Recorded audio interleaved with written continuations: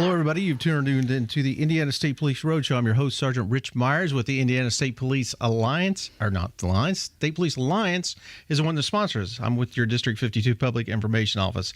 State Police Alliance, Cops for Kids, put this out every week, along with Tom, the Behind the Man camera, who puts us on YouTube. So thanks to Tom for being here, and thanks to Pat Wierzinski, good friend and buddy, longtime buddy from way back, isn't it, Pat? Yes, it is.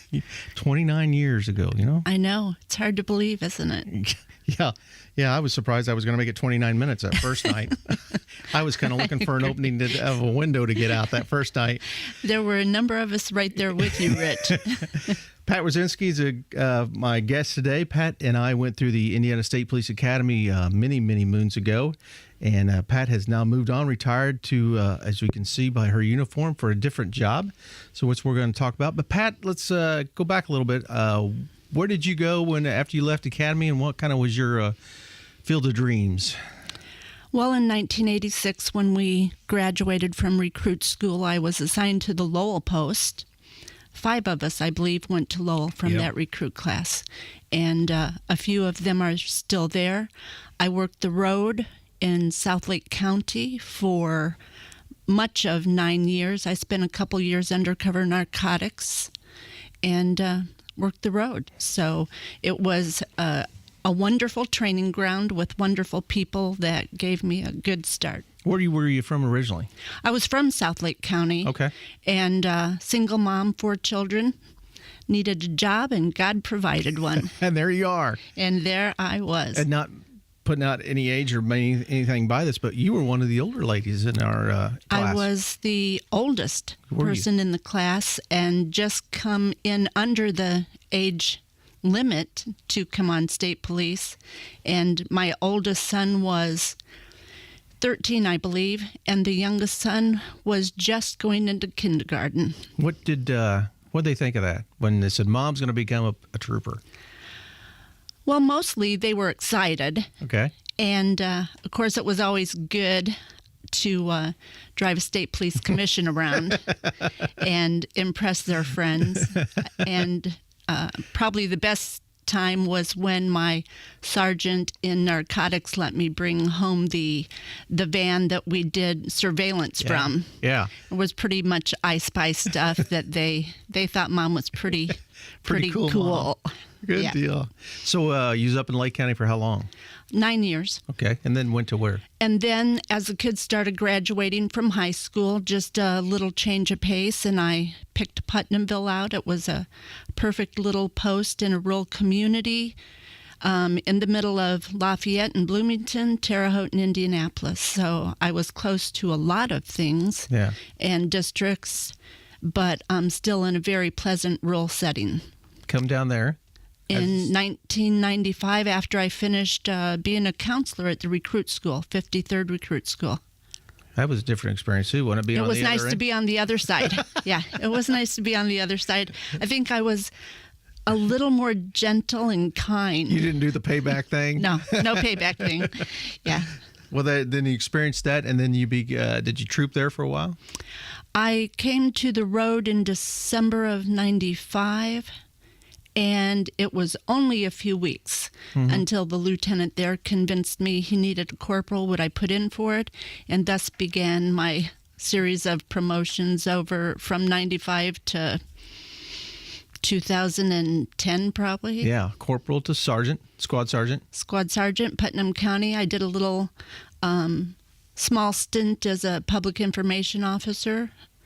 I went downtown for a few weeks to help out in headquarters for just a small stint. Became, as we said, the Putnam County Squad Sergeant. Yep. And an FTOC coordinator for the field training officers. And then I was acting for sergeant and lieutenant a number of times. Right. Because our first sergeant was activated for Desert Storm and different... Steve Hibbler. Different military assignments. And then I'm trying to remember when I became first sergeant. It probably was around 2009 maybe. But from first sergeant, then we merged post. The Right. summer that we merged our post in with the Terre Haute post, we wound up with 2 first sergeants. Yeah. Yeah. And of course, that's not good. Yeah. And I knew 2 PIOs too. Remember? 2 PIOs. Yeah. Richie moved as well. We kind of packed our bags and went to Beverly Hills, didn't we? We did. But it was all good because I knew that my time on the department was going to be less than the first sergeant that would be staying, Matt Mischler, at Putnamville. He already had such a long drive. To make him go on downtown would have been cruel and unusual punishment. So I was happy to go to the enforcement division, operations, and was there for a couple of weeks, and they put me over Capitol Police. Okay. And I did that for several weeks when the Indianapolis lieutenant's job came open. And I applied for that, interviewed, and lo and behold, the grace of God put me into a lieutenant spot in the busiest district in the state. And that's where you retired from. And that's where I retired from, the first female lieutenant for Indianapolis. That's great. That's a wonderful story. And then retired as lieutenant for the state police and took a little time off. I did. I packed my bags and was on the move again and was content on not being in the Indiana winters I had suffered through for 25 years, closing down interstates and working accidents and whatnot in the freezing cold. So I have a son in Las Vegas. Okay. And a son in Sedona, Arizona. So I would go back and forth between them in the winter months.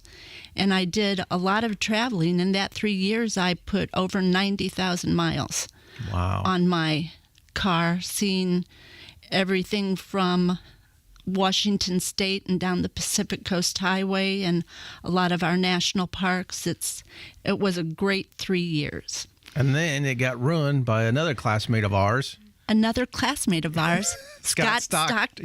Yeah. Scott Stockton called Putnam you up. County Sheriff. resident, and he ran for sheriff and won.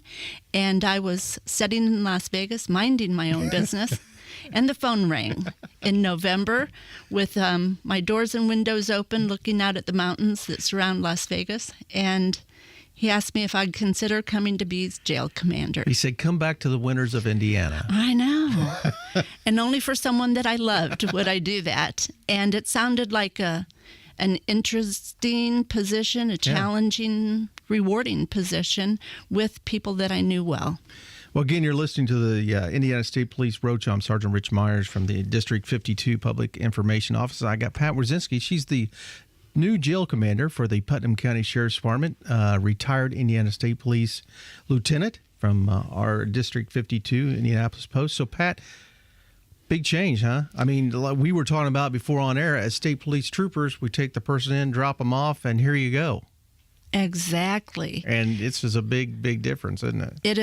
It is a huge difference. Again, very interesting. Many things to learn. I have an excellent assistant commander at the jail, Joe Myers, who's been in that position and others from DOC to Hendricks County Jail and to Putnam. And he's just a wealth of information.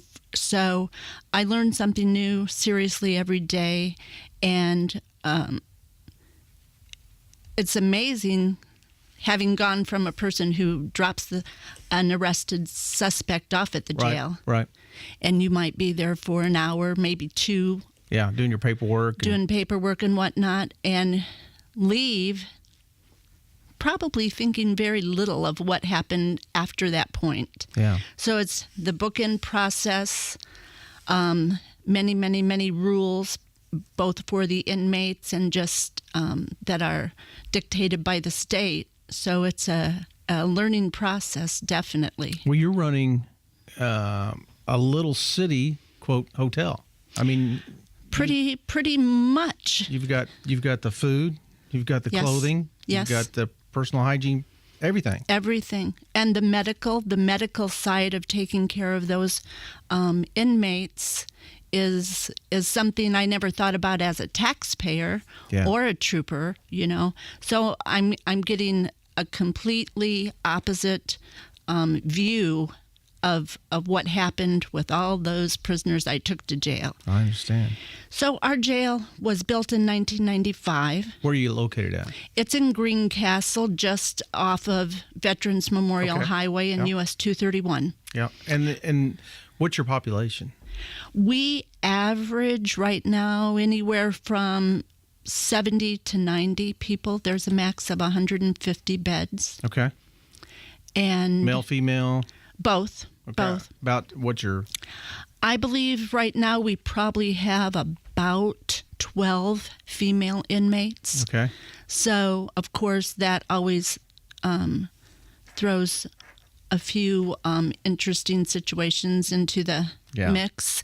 Yeah. But they are held separately from the men. Okay. And, of course, they're the minority of the population.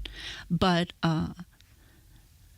we are busy.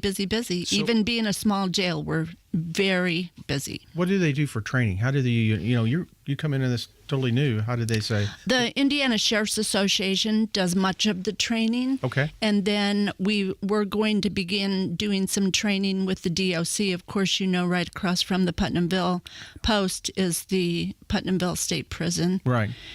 And so we're going to begin some training with them that'll be additional to what we've had. But all the normal first aid, CPR, defensive tactics, our jailers who are transport officers or have the potential of being transport officers also do firearms.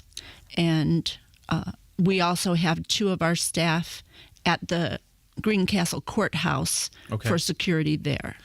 And that's probably another thing that a lot of people in the public don't understand or don't think about is there's a lot of days the sheriff's department's on the road going somewhere with a prisoner to another jail, to a hearing. You have to take them to court every day, and that's downtown, right? Absolutely. So- Yes, absolutely. So, and there's another retired state police as the judge in Putnam County, Yeah. Denny Bridges. Yeah. So it's becoming a small family.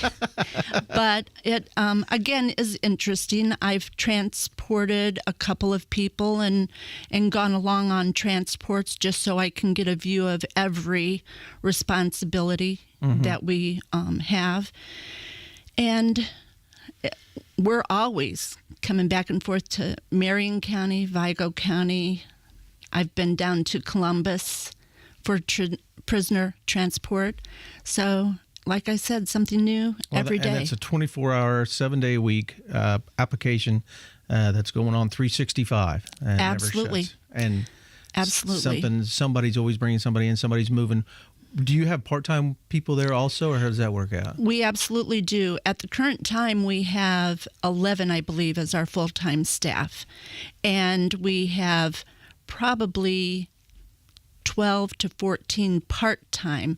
And of course, that can be a good turnover rate because a lot of those people, when they go back to college Right. or they have other jobs or they find a full-time job, there can be a pretty good rollover in those part-timers.